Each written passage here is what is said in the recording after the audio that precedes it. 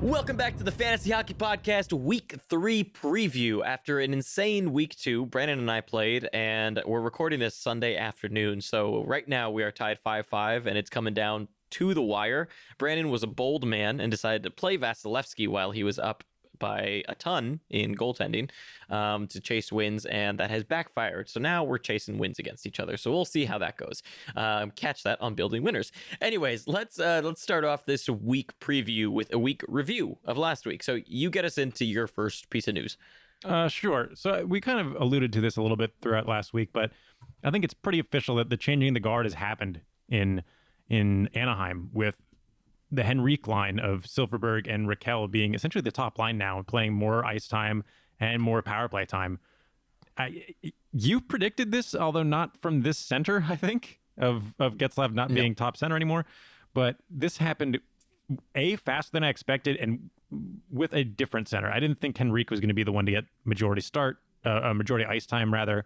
And I definitely didn't expect the line to be Rakell, Henrique, Silfverberg. That seems to be working out, but that's what we're seeing, and it seems to be working for them.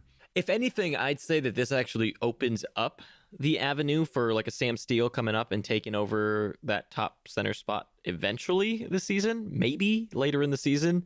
But yeah, I didn't expect it to be Adam Henrique. It's kind of weird, but like I said, I think it's just an avenue that is now opened up for a rookie to eventually get it. So I think that top center spot is one to really, really watch. Although who knows, maybe it is Adam Henrique's for the rest of the season, but I truly doubt it. But I think it feels, like you said, a true changing of guards where it's just no longer Getzlaf's anymore.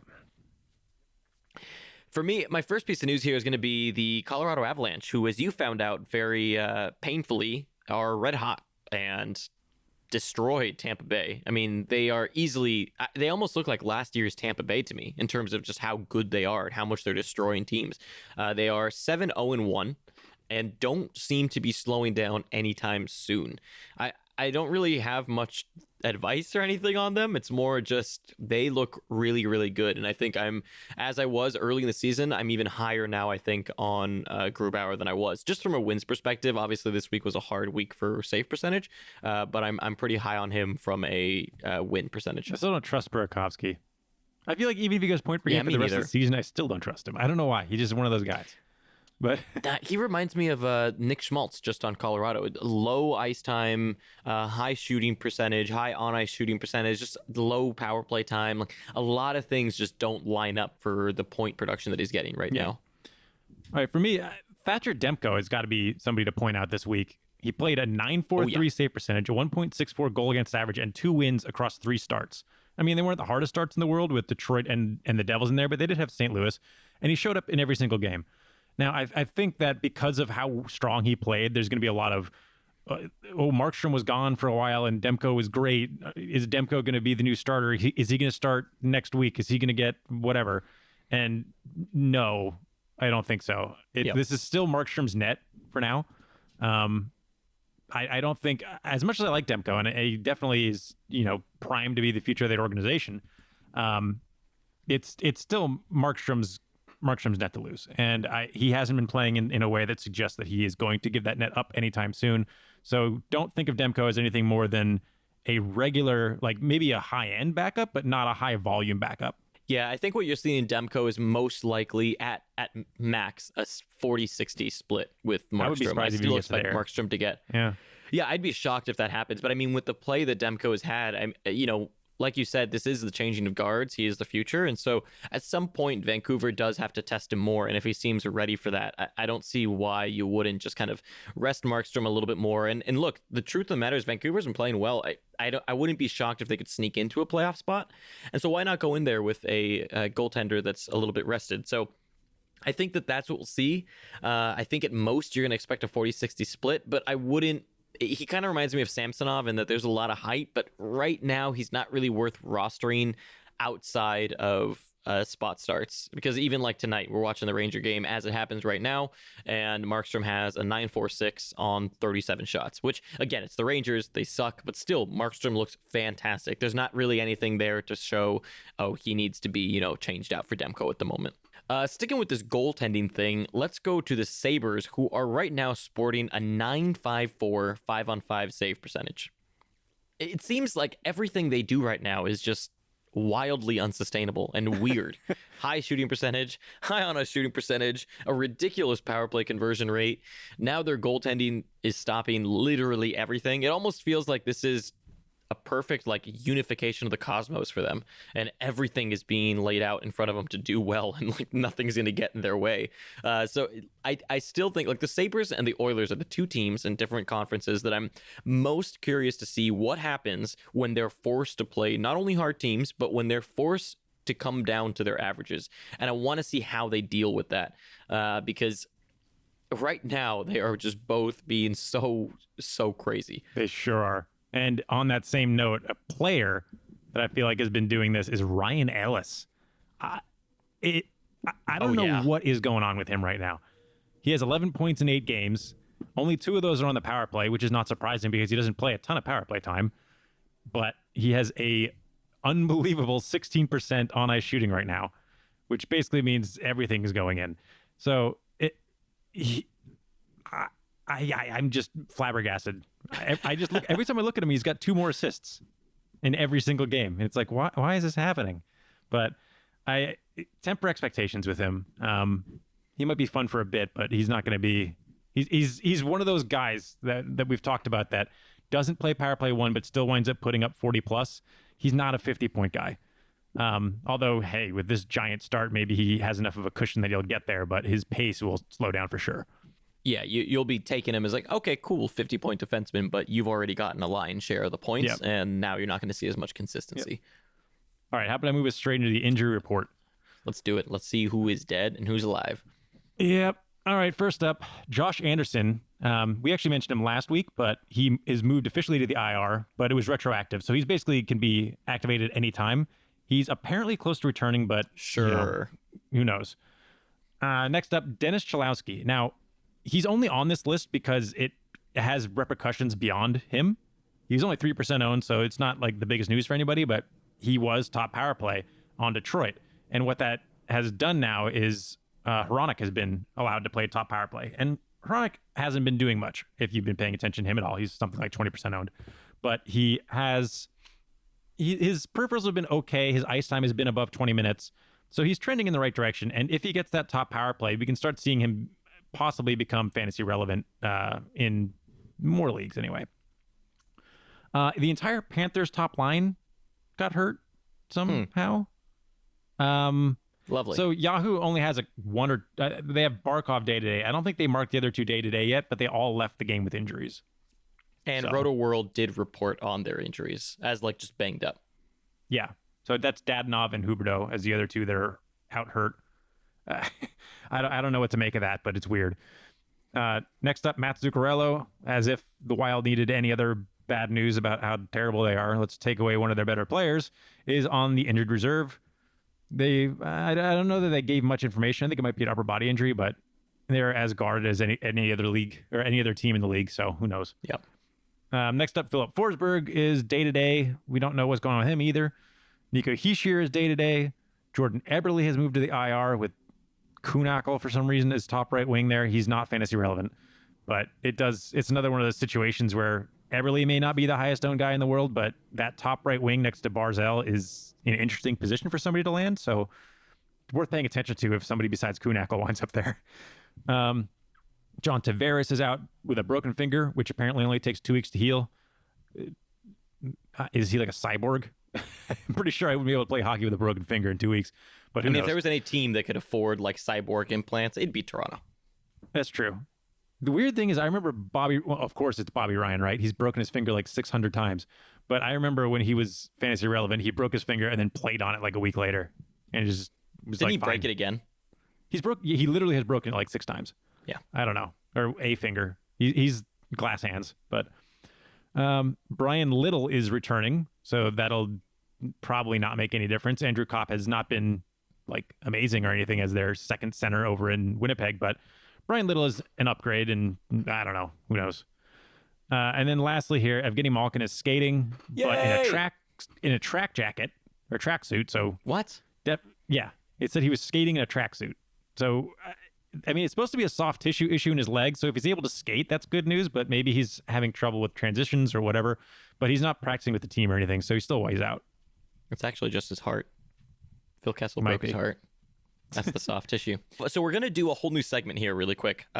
We've always talked about before ads, and sometimes we feel like we don't talk enough about drops. So we're going to try this segment. Maybe let us know what you think. It's pretty much going to go over guys that we think are now drop worthy. So it's essentially unsustainably or sustainably low is more of a warning of like, look, these guys don't seem to be doing too well. They don't have good indicators. And then drop worthy on Mondays will be, these are guys you can drop. Don't worry about it. And especially we'll also include here guys that you could drop for the week because they only have like one game. So taking into account both schedule and just deployment. So I'll start first here with my first drop worthy candidate, and that's going to be right wing Kaapo Kakko at 64% owned. I know we've talked about these rookies a lot, but the truth of the matter is that in any redraft league at the moment, he is droppable. The Rangers suck, and that's a large reason of why he's droppable. He was against Vancouver, moved up to the top power play, and got like, it looked like he may have gotten one look on the top line, but it doesn't seem like that sticked at all or stuck. So in my opinion, the thing with Kakko is that, look, he's 18 years old. I think you're looking at probably a ceiling of like 50-55 right now with how bad the Rangers are. And, you know, eventually you're looking at Kreider being gone. So you can find a 50-55 point guy easily, and Kakko's not really getting you many peripherals at the moment. So I think you are very safe to drop him unless you're in a dynasty or very deep keeper league. Yeah, I'd agree with that. You know what? I'm going to start with a devil in Corey Schneider. He's 33% owned. There was a lot of hype about stuff, him being a good goalie again. Anyway, silly business. That didn't happen. He's posting up an 8.76 save percentage and a 4.008 goal against average. Blackwood's starting to get more starts. You're talking about a guy that's going to start one time this week. This coming week, and I think twice over the next 10 days. Like, there's just not much going on for the Devils. Yep. So the Devils are honestly, there's a lot of them that you could look at this week as drop candidates, just because of one game. Yeah. It's a tough week for them, and they suck. I'm going to stick with the Devils here and go to Nikita Gusev, who's 24% owned left wing. It's time to give up. I mean, I held out hope. Yes, he's getting points, but the problem right now is that his ice time continues to decrease and went under 10 minutes the other day. And when you see it, I think it was actually like 8 minutes the other day, and that's just not what you want to see. So in my opinion, right now, Gusev is just simply not worth owning. They're shuffling lines like crazy. He has no consistency. He's gotten a few points here and there, but they're off high shooting percentage, and I'm not high. It's not worth it right now to hold Gusev. And again, they only have one game this week. And quite frankly, also just, this may help you, but in all my leagues that I'm in, I've dropped Gusev, and he's been on the wire. Even in ones where I didn't own him, other people dropped him, and he's been on the wire. So it's very, very unlikely that someone goes and grabs him, unless you're in like a dynasty league or something. My next one here is not schedule dependent. It's just sad. It's time. And that's Shane Gostisbehere. Defense, 47% owned still.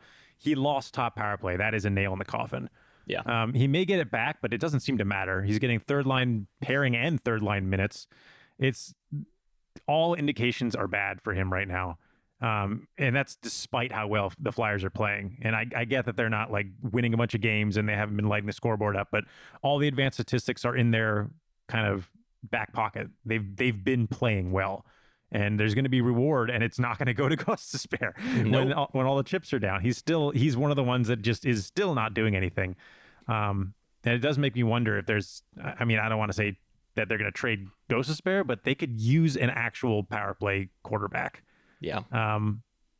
The idea of acquiring like a Ristolainen, even though he's not the best, he's not a great play driver, but he can still do it. He can still be top power play. Is maybe something that they might pursue. Possibly, who knows. Yeah, but who knows? I dropped, and he's again like a Gusev, where I've dropped him in all my leagues. People who have him in leagues that I'm in, I've also dropped him, and he hasn't been picked up. So he's one of those guys that you can drop, is expendable, and you're not going to worry about losing him, really. And quite frankly, right now, you're not really missing out on much, so you're going to be okay. Pay attention to your league. If you're in like a 16-person league, then a lot of this, it's going to depend on who's replaceable or who's on the wire. Yeah.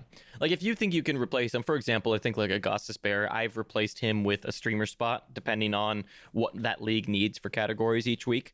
And just going for more upside or like being able to kind of go after other categories such as blocks or hits or something like that. So just have specialists as opposed to Gostisbehere, who's doing absolutely nothing. My last one here is going to be Jason Zucker on the Wild, left wing, right wing, 27%. His minutes are way down. Not really shooting as much as I'd like. The Wild in general are awful. And it seems like if they get things going, it will be someone not called Jason Zucker at the moment. And so I think he's, again, one of these guys that you can drop and no one's going to grab. And so you're not really missing out on anything. And you're not also worried about someone grabbing and stashing him. He's just someone you can grab later when he gets hot. But he's not worth having a roster spot on at the moment.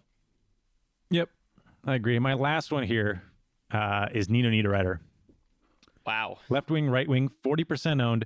The things that are concerning me is he's played several games at 13 minutes time on ice. His average on the season is 15:38. He played like 18 minutes in his last game, but that was like an anomaly. And another big concern is he's playing 35% of the team's power play percentage. Yeesh. Now, there's been some weird stuff going on with Carolina where the second power play has essentially become the first, and Aho and Niederreiter are like kind of losing out because of it. But I never really thought, like, Niederreiter has upside, sure, but I never thought that he had the like 70-point ceiling that was kind of expected of him. We've seen him be, on the Wild, he wasn't given the most opportunity, honestly, but he was targeting at like high 50s, low 60s. Yeah. And if you turn that spot into a streamer spot in a lot of leagues, you can get close to that, or you can get value in Cats leagues that'll put you in that ballpark. I don't think I want to hang on to Niederreiter when I think his like a pretty aggressive estimate for him is about 60 points and the floor is much lower. He's one of those guys that I feel like would be on my team and I'd be on the fence. And at this point, given his ice time and his deployment, I think you could possibly let him go if you need to. If he's your last winger and you want a streamer spot, I think it's okay.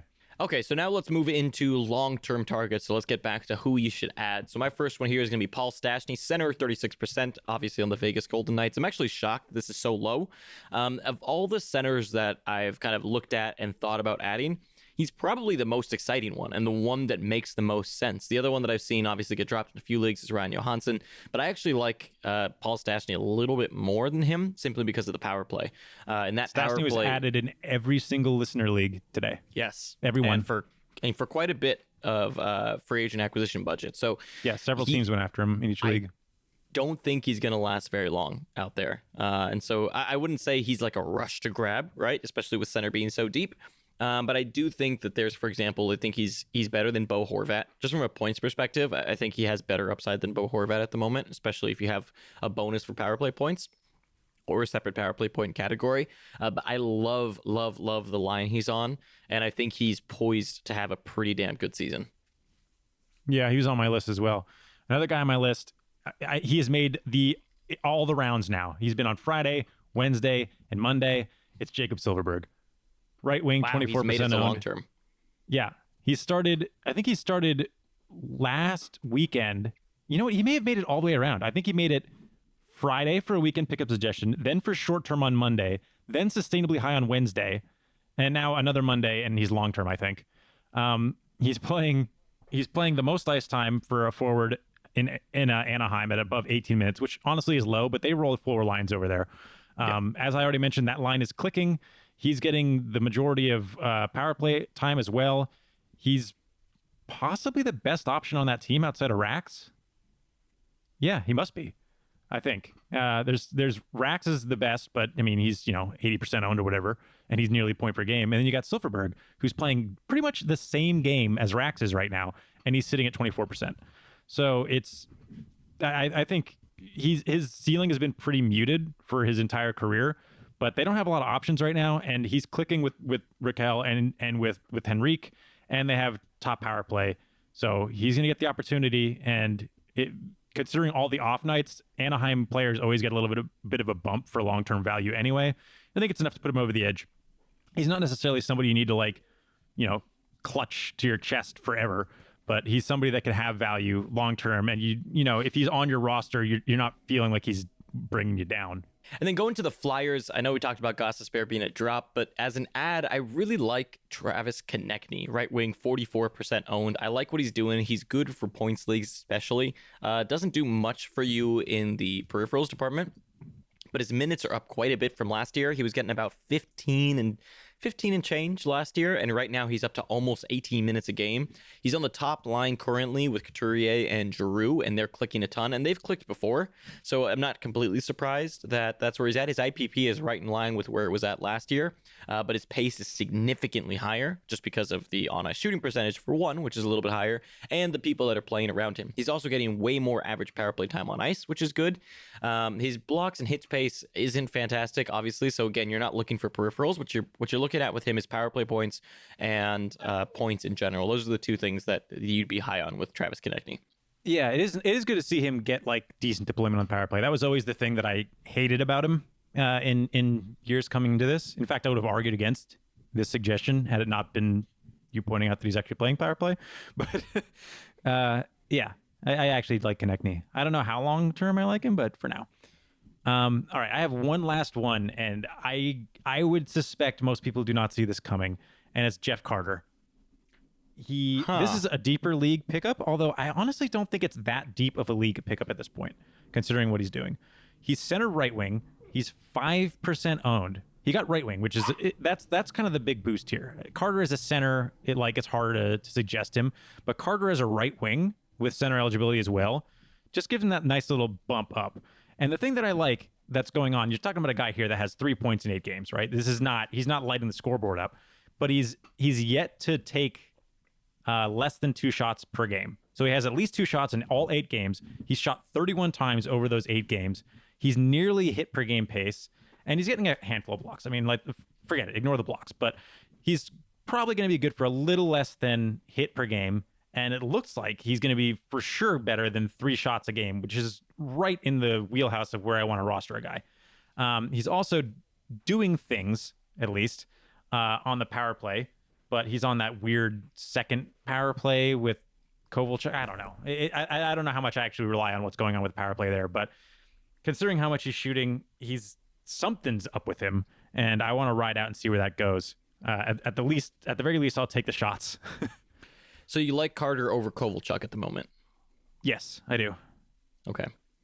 I don't hate Kovalchuk either in deeper leagues, especially. I think I had Kovalchuk for a while there, like but he's high, Kovalchuk already sprung up once, so he's kind of on people's radars. Yep. Carter hasn't really been scoring yet, but his peripherals are crazy, at least for shots. And he did get 2 points in his last game, and I think we could see him actually start playing pretty well pretty soon, I think. Yeah, I mean, that shooting percentage is just so low for him right now compared to prior seasons low. And last year even. Yep. And then my last one here is going to be for peripherals specifically, and that's Nikita Zaitsev. He moves from a short-term target to a long-term target at this moment. He reminds me, if you're in a hits and blocks league, he reminds me of what Borowiecki was for hits and PIMS leagues in his prime. He's a monster. Well, not PIMS. He's not going to get you a ton of PIMS. No. Him for hits and blocks reminds me of what Borowiecki was for hits and PIMS back in the day. Like when Borowiecki was at his prime, hits and PIMS, and didn't have to fear getting a concussion every 2 seconds. He was a monster and could win you weeks alone with his peripherals. And Zaitsev seems to be one of those guys that can do that for you on defense for blocks. And even hits. He hits a lot too. But more than anything, he blocks.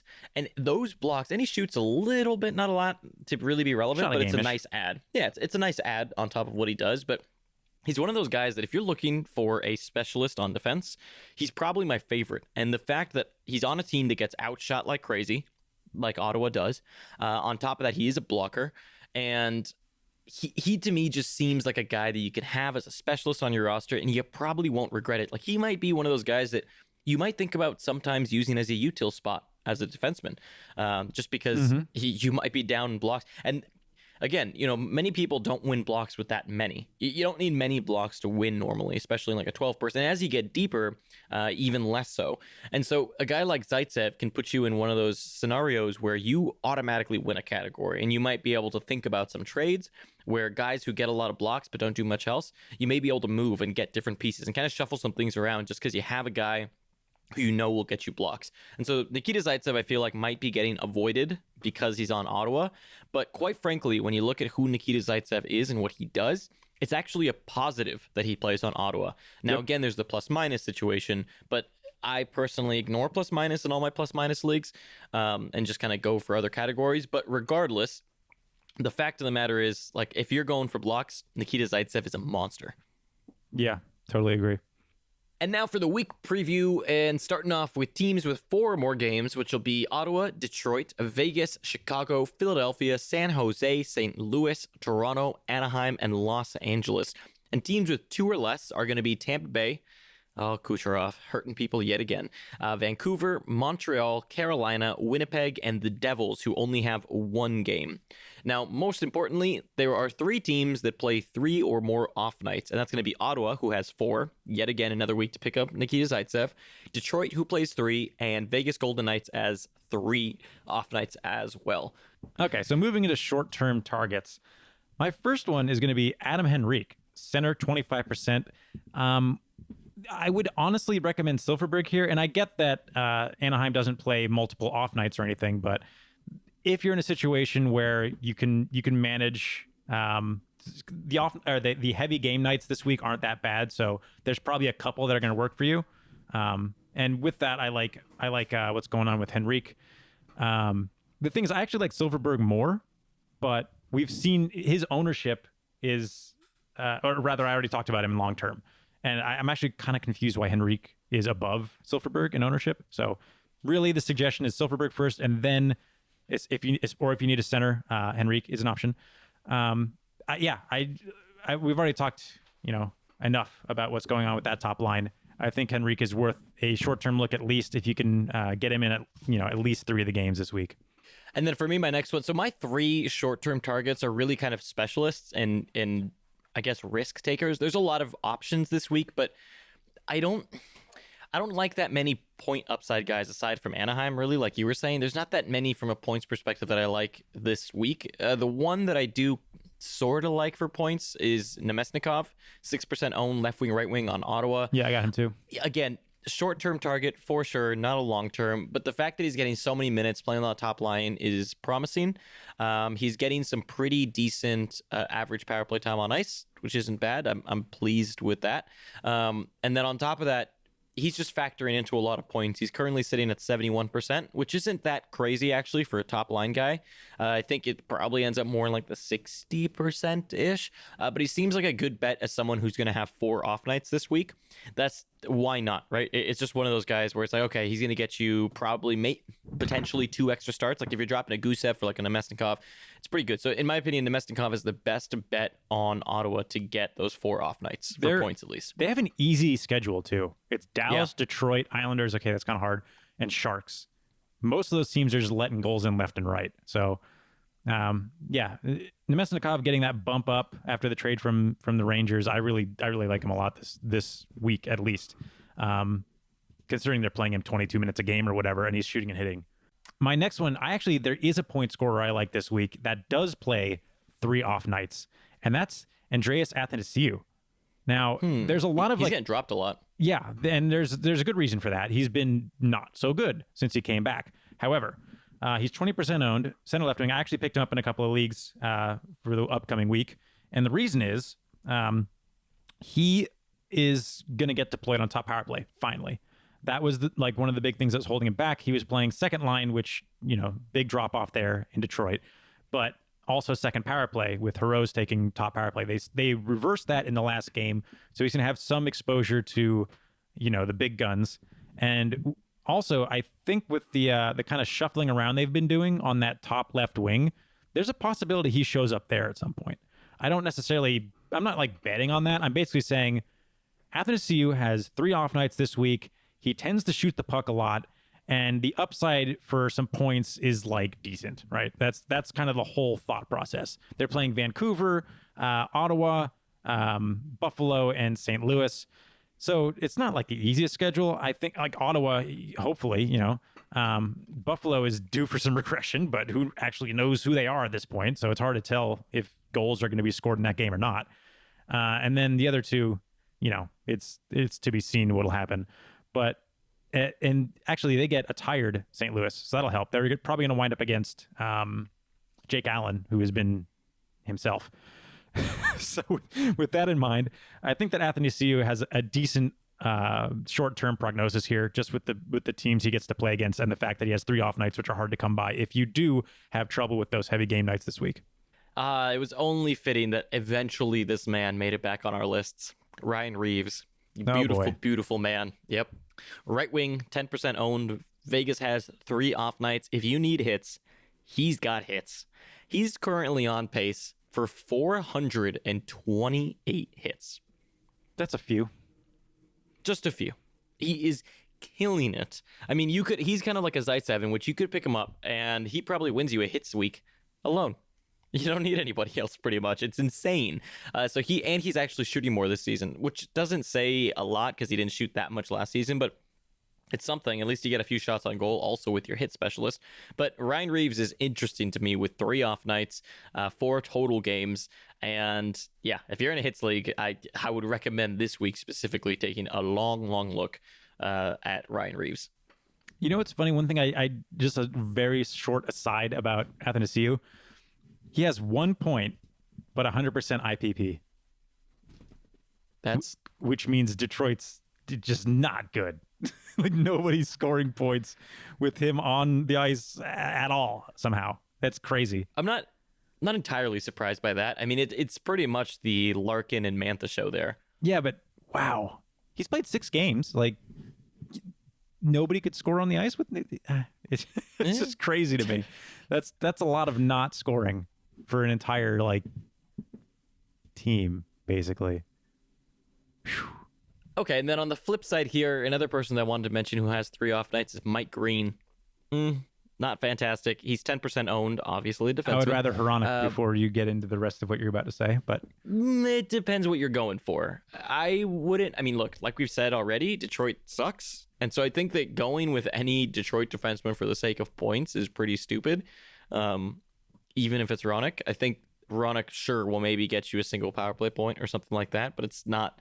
It's such a crapshoot, right? But anyways, really the reason I bring up Mike Green is more so for his peripherals more than anything. I don't think he'll get you any points, but he is getting a little bit of time on the power play. I mean, like close to nothing, but it's something. And his blocks pace right now is insane. He has more than doubled his block pace from last year. And so he's someone who gets a bunch of blocks. There's 3 off nights. Again, for defensemen, that's not such a huge deal, but if you miss out on a Zaitsev or something like that, then I'd say Mike Green is probably the next best option. And he's really flying on the radar, but he's a short-term option for sure in terms of just this week for peripherals. I'd still rather take Hronek. But what if you don't need points? He still gets blocks. His peripherals have been okay. Not quite as good as Green, but there's a little bit of different upside there. Half as many blocks as Mike Green, pretty much. Yeah. It really, to me, it just depends on what you're going for. I think if you're looking for points, then yeah, you go Hronek. If you don't really care about the points part and care more about the blocks, then sure, go Mike Green.